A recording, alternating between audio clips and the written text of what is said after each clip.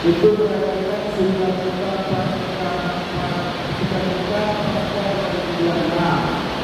marilah kita merayakannya dengan apa itu saya dibagi ini.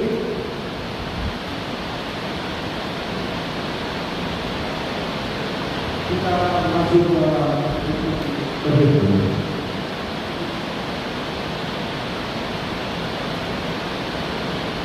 Kepada Kristus adalah bukti Kristus akan Allah. Mari kita rayakan kemenangannya itu dalam ibadah dan perjamuan tubuh. Kita memuji Tuhan dalam Tuhan 188 ayat 1 sampai 5. Kristus bangkit sore.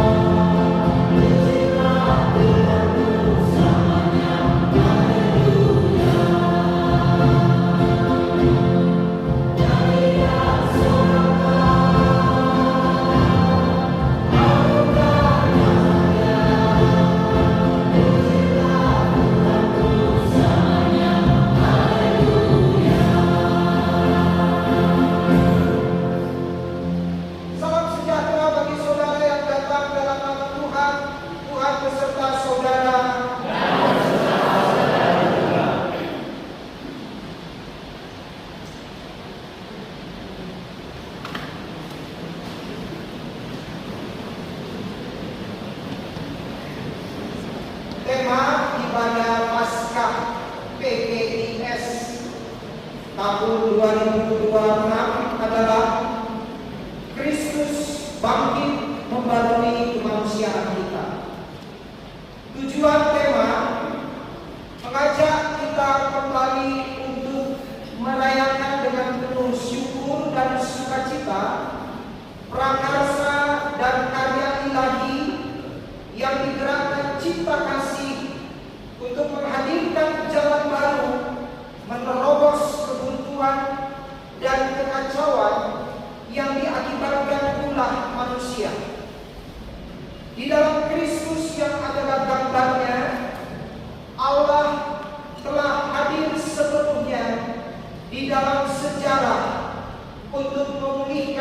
ciptaannya.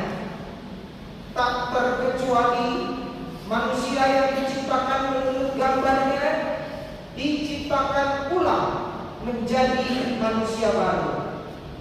Bukti menjadi manusia baru adalah perubahan orientasi hidup dan perilaku hidup yang berdampak bagi keluarga, masyarakat, dan lingkungan hidup.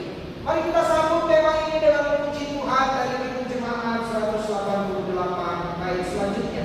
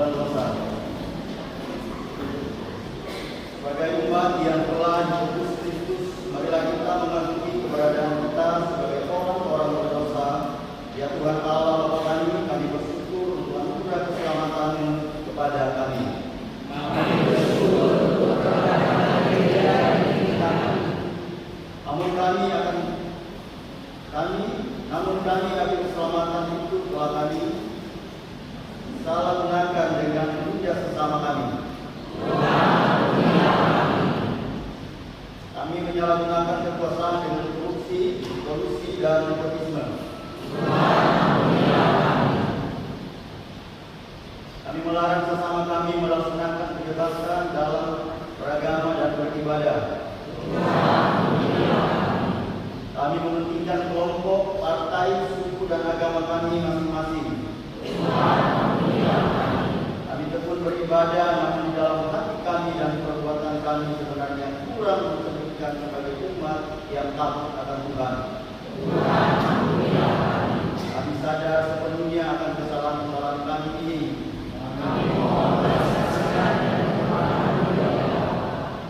Dalam pengorbanan Kristus, ampunilah dosa-dosa kami karena kami berdosa dalam nama Tuhan Yesus Kristus. Amin. Mari kita mengungkapkan pernyataan kita dengan menyanyikan dari NKB 3 bait 1 dan 2.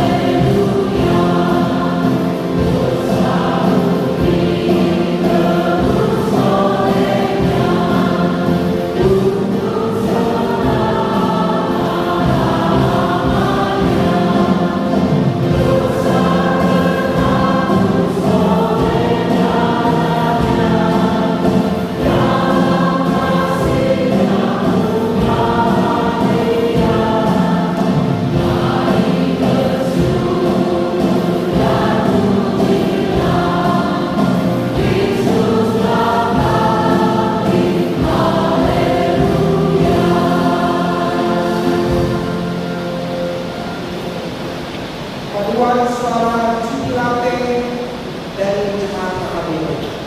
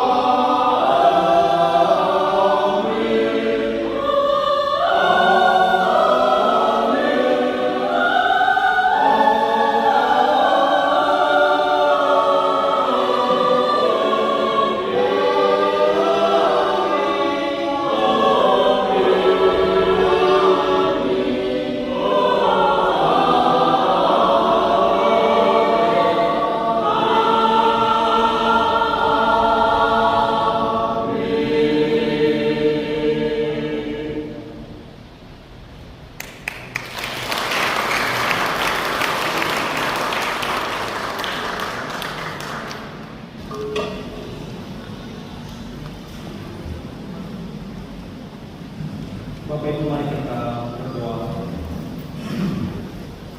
Bapa di surga, terima kasih. Kami bersyukur kepada Tuhan. Kami diperkenan oleh Bapa untuk menjadi anak-anak-Mu. Kami bersyukur karena kami adalah orang-orang yang ditebus, diampuni, diberikan anugerah keselamatan cuma-cuma melalui kematian namun oleh kebangkitan Tuhan, kemenangan itu terjadi dan itu juga menjadi bagian kami. Terima kasih Bapa, dalam perayaan ini kami bersyukur dan biarlah firman Tuhan kembali menerangi hati pikiran kami, menolong kami untuk mengerti senantiasa apa yang Tuhan bagi dalam hidup kami. Terima kasih Bapa di surga, kami bersyukur biarlah setiap hati Tuhan berkati agar kami boleh mendengar firman Tuhan dan kami boleh pulang dengan sorak-sorai. Kami berdoa dalam nama Tuhan Yesus Kristus. Amin. Saya mengundang Bapak untuk bangkit berdiri. Kita akan bacakan nats firman Tuhan pada sore hari ini dari 2 Korintus pasal yang ke-5 ayat yang ke-17. Jadi siapa yang ada di dalam Kristus, ia adalah ciptaan baru, yang lama sudah berlalu, sesungguhnya yang baru sudah datang. Yang berbahagialah mereka yang mendengarkan firman Allah dan yang memeliharanya. Haleluya.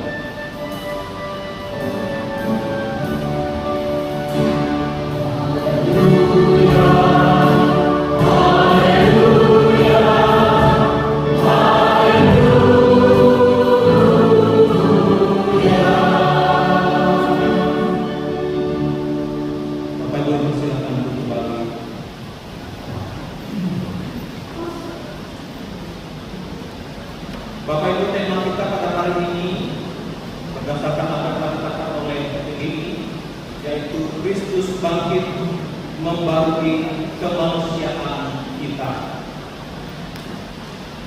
Bapak Ibu dikasih oleh Kristus untuk menjelaskan tentang tema ini.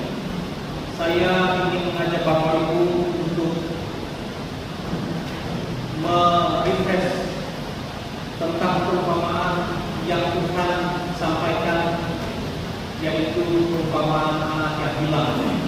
Saya yakin percaya kita semua tidak perlu membuka Alkitab lagi. Bapak Ibu pasti sudah khatam cerita tentang anak yang hilang. Sudah sejak sekolah minggu kita mendengar cerita perumpamaan anak yang hilang ini. Bapak Ibu sudah dikasih Tuhan. Kalau kita cermati perumpamaan tentang anak yang hilang, maka ketika si anak bungsu itu meminta warisan, Bapak Ibu, permintaan warisan itu dalam budaya Yahudi, meminta warisan sebelum ayahnya meninggal adalah sebuah tindakan yang sangat tidak sopan dan menyakitkan hati Bapak tentu saja. Anak bungsu seolah berkata, "Ayah, saya menganggap engkau sudah mati." Ini bukan sekedar permintaan uang Bapak Ibu, tetapi pemutusan relasi keluarga, terkhusus relasi antara bapak dan anak. Bagi para pendengar waktu itu, orang Yahudi khususnya, maka tindakan ini sudah cukup membuat si anak dianggap sebagai anak durhaka total.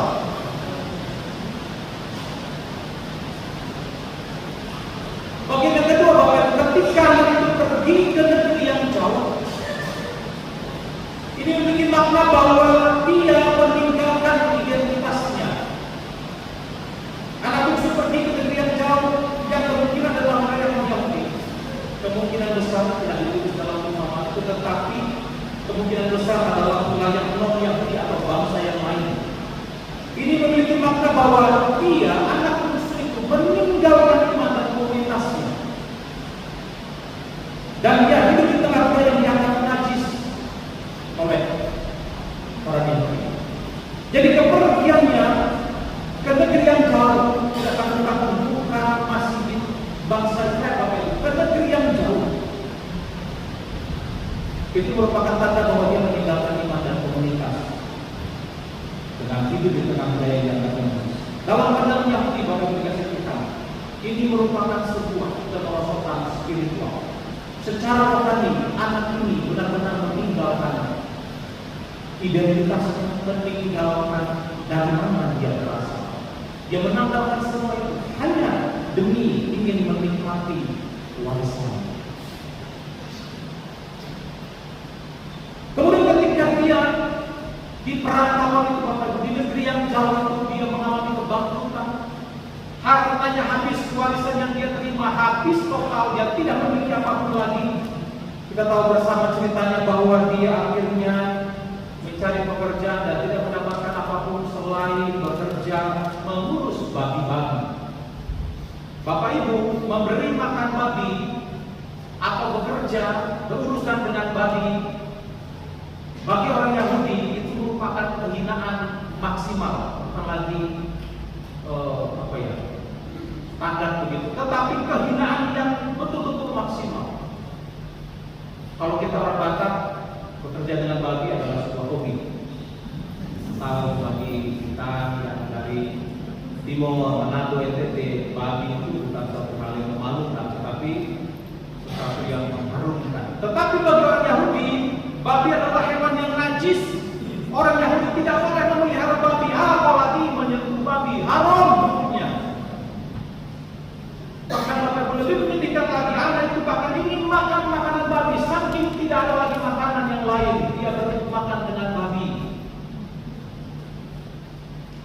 Bapak Ibu, ini adalah titik terendah seorang Yahudi. Dan ada kata terhormat menjadi hina seperti orang miskin. Dia adalah anaknya orang kaya, orang terhormat, tetapi karena keputusannya meminta warisan itu dan ingin menikmatinya sendiri, berfoya-foya, akhirnya dia berujung pada satu titik di mana dia menjadi manusia yang hina. Nah, Bapak dikasih Tuhan, tema hari ini Kristus, kematian Kristus atau kebangkitan Kristus membarui kemanusiaan kita. Bapak Ibu dikasih Tuhan, ketika manusia jatuh dalam dosa, maka itulah titik terendah sebagai seorang manusia. Ketika kita jatuh dalam dosa, ketika Adam dan Hawa jatuh dalam dosa, dalam kondisi keadaan sebelumnya begitu baik dan indah relasi dengan Bapa, dengan Tuhan itu bertatap muka, tidak ada penghalang, mau makan tinggal makan, minum tinggal minum, tidak ada persoalan di Taman Eden. Tetapi ketika dosa itu dilakukan, hadir di tengah-tengah kehidupan umat manusia, itulah titik terendah hidup kita sebagai manusia di hadapan Allah, bukan di hadapan manusia lain, di hadapan Tuhan.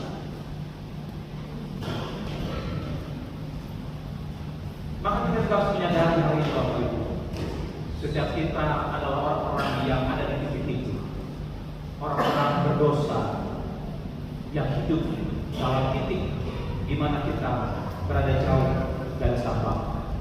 Secara rohani itu adalah titik terendah dalam kehidupan kita sebagai manusia. Bapak Ibu, dalam tradisi budaya Yahudi ada sebuah tradisi yang mirip, yang dikenal sebagai kezazah, bukan kejajan Bapak ya, kezazah pakai Z. Ada tradisi Bapak Ibu, jika seorang anak Yahudi kehilangan warisan dan dia habiskan di tempat yang lain, maka masyarakat bisa melakukan ritual pemutusan hubungan. Ritual itu dilakukan dengan cara mengambil sebuah bejana tanah liat, lalu di depan orang itu yang telah memutuskan hubungannya dengan keluarganya itu dipecahkan sebagai tanda bahwa dia tidak lagi merupakan bagian dari komunitas Yahudi, bukan lagi bagian dari anggota keluarganya. Diputus total dengan tanda memecahkan bejana di kaki orang yang pergi membawa warisan itu. Secara sosial anak itu bisa dianggap sudah mati bagi keluarganya. Bapak Ibu dikasih Tuhan, demikian juga kehidupan kita. Ketika kita hidup di dalam dosa, jatuh di dalam dosa, maka secara rohani kita sudah dianggap mati di hadapan Tuhan.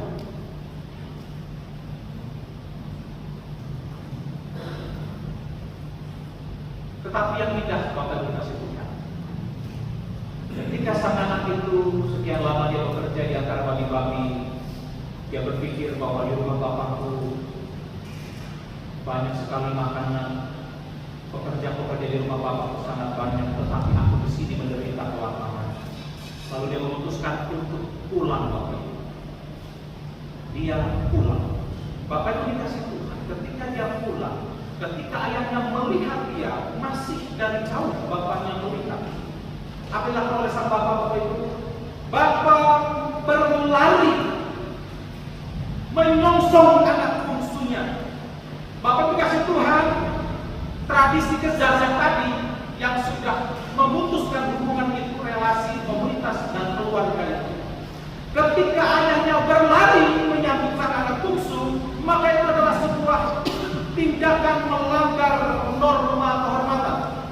Kalau budaya Timur Tengah kuno, pria tua dan terhormat tidak boleh berlari. Karena berlari berarti membuka jubah, maka itu dianggap memalukan. Namun dalam cerita itu Bapak Ibu kasih Tuhan, ayah itu berlari menyongsong anaknya. Kenapa berlari Bapak Ibu? Kenapa dia berlari? Dia berlomba dengan para penduduk. Kalau penduduk duluan yang bertemu dengan anak bungsu, maka tidak ada harapan lagi untuk anak itu bisa kembali. Karena dia pasti akan diusir. Bejana akan dipecahkan kakinya dan dia tidak boleh masuk ke kampung, apalagi ke rumahnya. Sang bapak berlari bukan karena dia terharu atau senang karena anaknya datang. Dia berlomba dengan penduduk yang lain. Kalau penduduk duluan, selesai perkara. Berakhir sudah. Itu sebabnya dia menanggalkan kehormatannya, menanggalkan jubahnya. Dia berlari menyongsong sang anak bungsu demi jangan sampai para tua-tua Israel atau tua-tua kampung duluan mendapat isian. Dia berlomba dengan tradisi. Dia mematahkan kebiasaan. Bapak Ibu, ini tindakan sang Bapa yang mungkin kita ketika membaca perumpamaan ini kita belum menyadari. Ini sangat radikal, Bapak Ibu. Kasih Bapak mengalahkan kehormatan sosial. Pelukan dan ciuman Bapak Ibu. Ketika dia menyongsong anaknya, dia memeluk dan mencium, merupakan tanda penerimaan tanpa syarat. Sebelum anak itu selesai melakukan dosa, ayahnya sudah memeluk, mencium dan menerima kembali. Dan ini melawan pola umum Bapak Ibu. Biasanya harus ada hukuman dulu atau pembuktian dulu kalau benar-benar dia menyesal. Tetapi Bapak tidak memikirkan itu. Dia berlari, dia memeluk, dia mencium dan menerima kembali.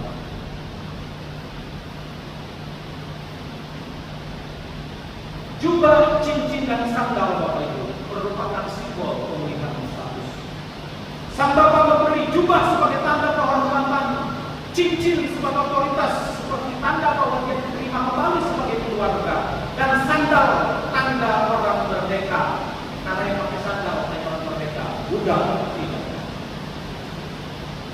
Dalam konteks budaya ini, maka jubah, cincin dan sandal merupakan simbol sang Bapak menerima kembali sang anak menjadi bagian anggota keluarga yang telah diputuskan oleh sang anak sendiri karena dia memutuskan untuk pergi meminta dan mewarisan dan dihabiskan dengan cara yang jahat.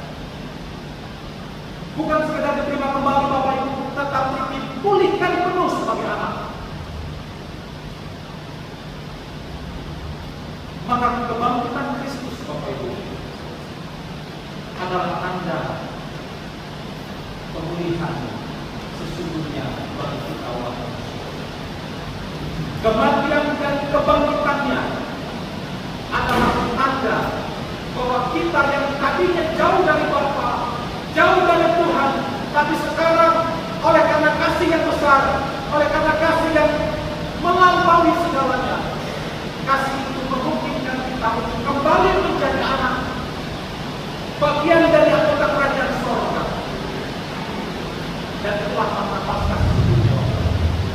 Kita tadinya terbuang, kita tadinya terhina, kita berebut makan dengan babi, kita tidak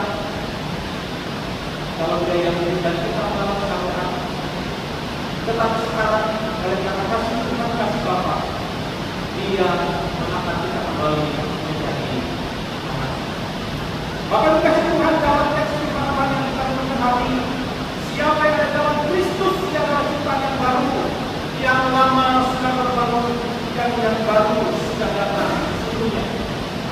Seperti anak bungsu, kehidupan lamanya tidak lagi diperhitungkan oleh Sang Bapa, tetapi kedatangannya kembali sudah cukup untuk memulihkan segala-galanya. Penyesalan yang dalam, penyesalan total dari tindakan dan keputusannya bagi Bapa itu sudah cukup untuk membuat sang anak boleh kembali memegang status sebagai seorang anak.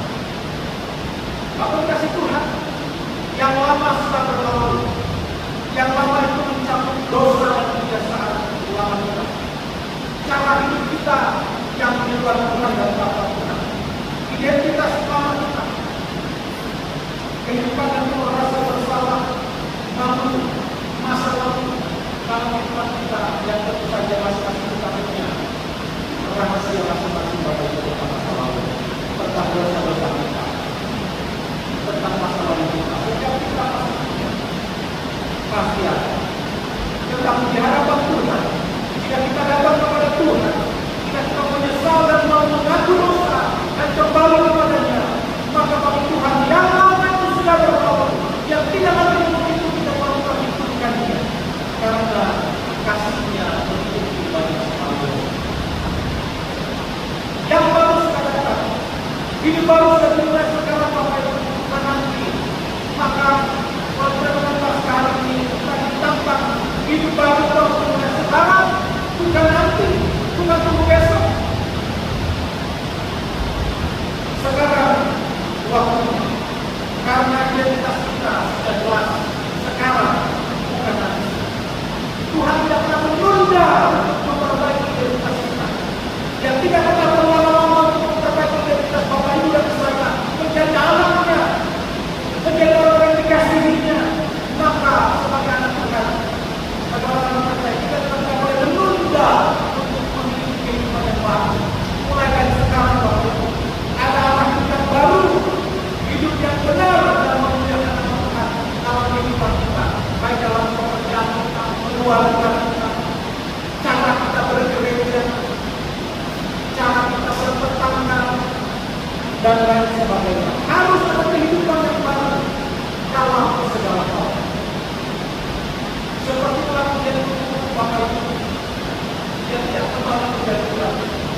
Dia sudah berubah habitatnya. Dia dan sebelum melakukan yang mengizinkan, yang tidak berbentuk, yang tidak indah. Tetapi ketika dia mengalami perubahan menjadi hukum, maka hukum tidak kembali menjadi ulang. Dia tetap menjadi hukum yang indah, yang menghiasi dunia ini dengan keindahannya. Begitu juga dalam iman kita dalam Kristus, bukan hanya selama yang diperbaiki, tapi manusia baru, kelahiran baru Bapak Ibu. Jadi bukan kita yang lama-lama jadi baik, bukan. Tidak ada waktu senang kita jadi baik, tidak. Kita harus jadi baru. Itu teologi. Dulu saya tidak, dulu saya pemarah, sekarang tidak pemarah. Itu bukan lahir baru, itu sudah perubahan.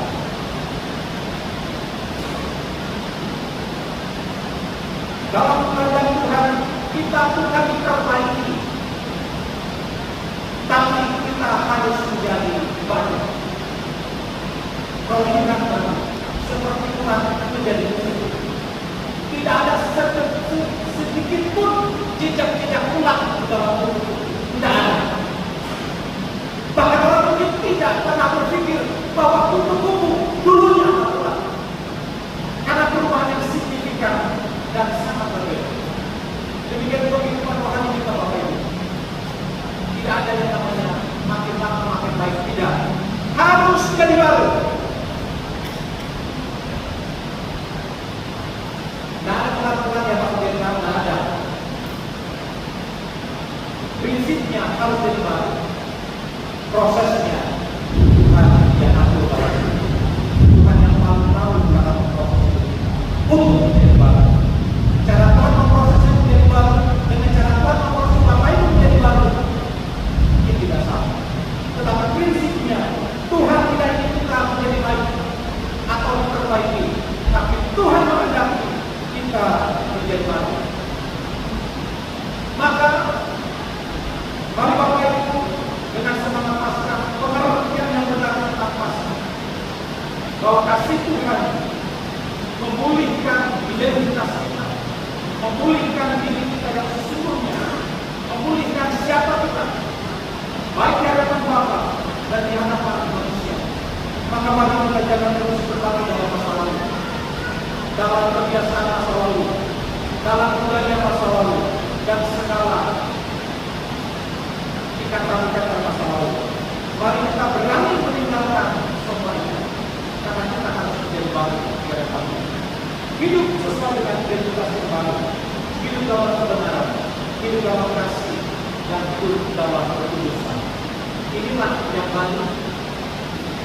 Jadi Tuhan tidak pernah menciptakan kita untuk jadi baik. Kalau untuk jadi baik tidak perlu Tuhan Yesus, kita bisa jadi baik. Diajarkan kita bisa jadi baik. Jadi kita tidak perlu Tuhan Yesus. Jadi sukses tidak perlu Tuhan Yesus. Berhasil tidak perlu Tuhan Yesus. Semua itu bisa kita lakukan dan bisa kita raih tanpa Tuhan Yesus. Tetapi jika kita mau hidup dalam kebenaran, hidup dalam kasih, dan hidup dalam kekudusan, tidak bisa tidak selain kita harus kembali kepada Bapa, dipulihkan segala sesuatu dalam kehidupan kita yang telah rusak oleh kata dosa. Tidak ada jalan lain. Akulah jalan kebangkitan dan hidup. Tidak ada seorang, tidak ada jalan lain, tidak ada cara lain selain di dalam Aku, di dalam Yesus Kristus Tuhan yang telah mati dan telah bangkit bagi kita. Karena tidak ada juga cara lain untuk memulihkan kita selain Dia harus mati. Tidak ada cara lain untuk menebus dosa selain Dia sendiri yang harus mati. Maka demikian juga dengan kita. Tidak ada cara lain untuk memperoleh segala anugerah itu selain kita hidup dalam kebenaran, dalam kasih, dan dalam kekudusan seperti yang Bapa kita tadi. Tuhan Yesus kiranya memberkati kita. Tuhan Yesus menolong kita untuk hidup dalam kebaikan dan kebenaran. Mari kita bersatu.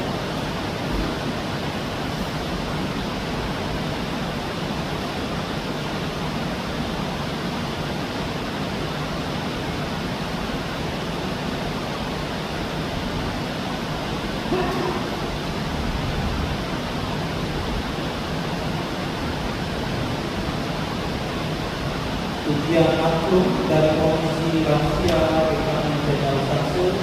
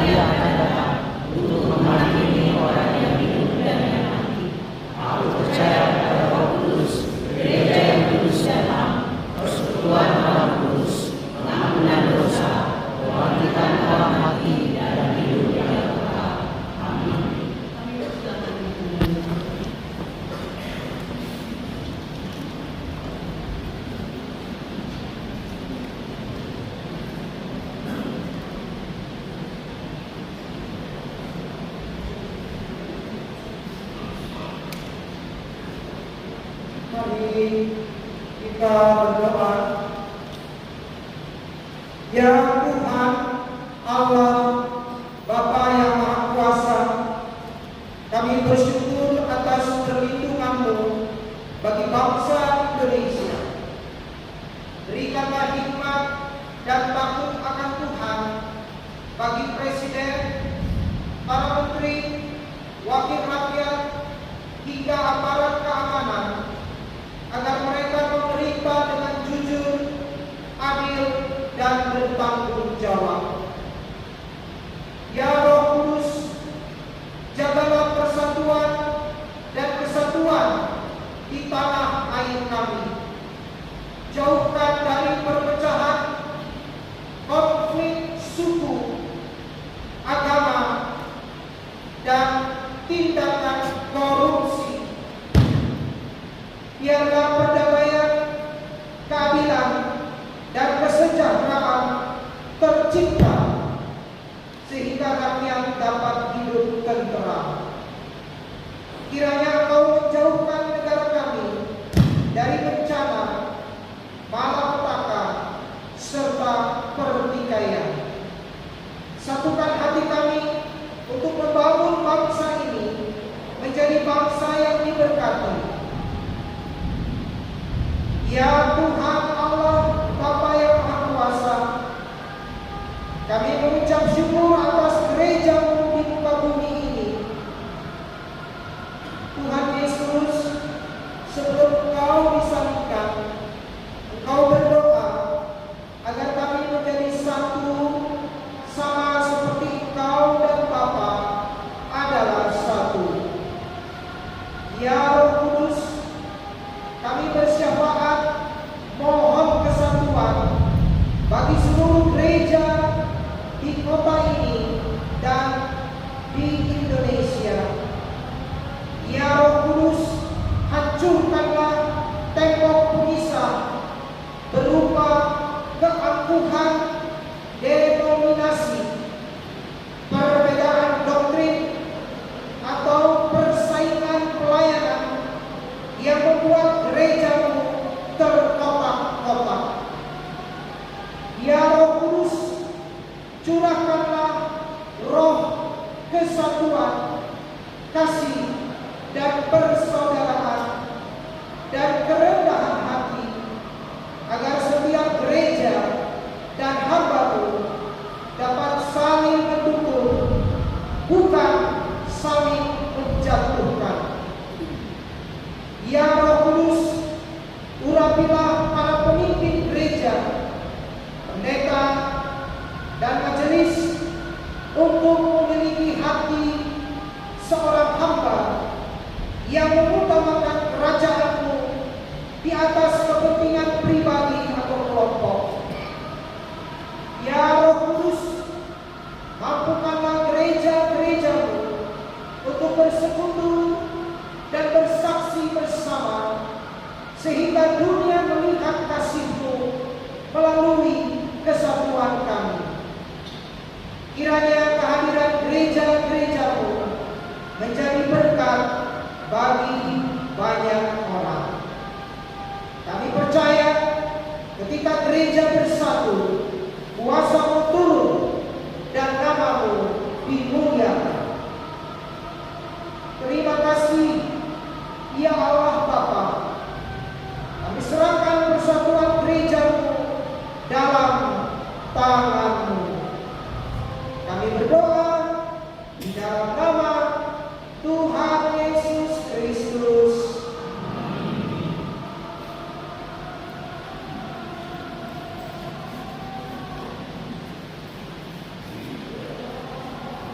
Kita memasuki reuni kesembilan. Tuhan berkasih permohonan kasih Allah yang dinyatakan melalui pengorbanan dan pembangkitan Kristus bagi keselamatan dunia. Sebagai umat syukur dan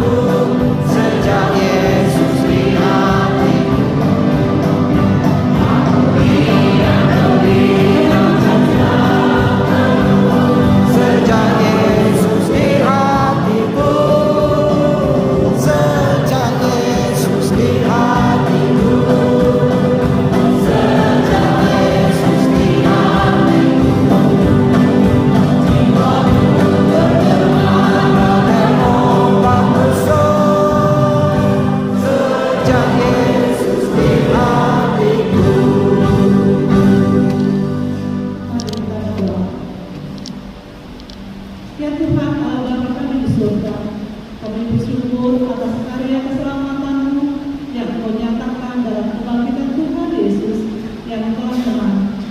Saat ini kami memberikan persembahan syukur. Ya Roh Kudus, tolonglah kami agar melalui persembahan ini gereja-gereja-Mu semakin setia menyatakan kesaksian dan pelayanan kepada sesama kami. Kami berdoa di dalam nama Tuhan Yesus Kristus. Amin. Bapak Ibu silakan duduk kembali.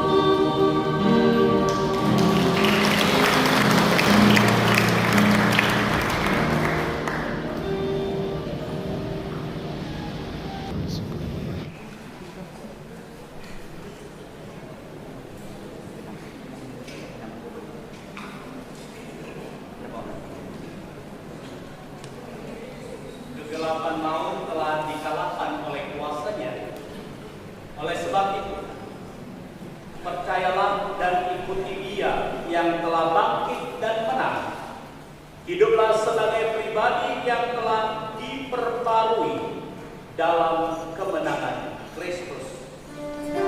Sebab Dia hidup, ada hari esok.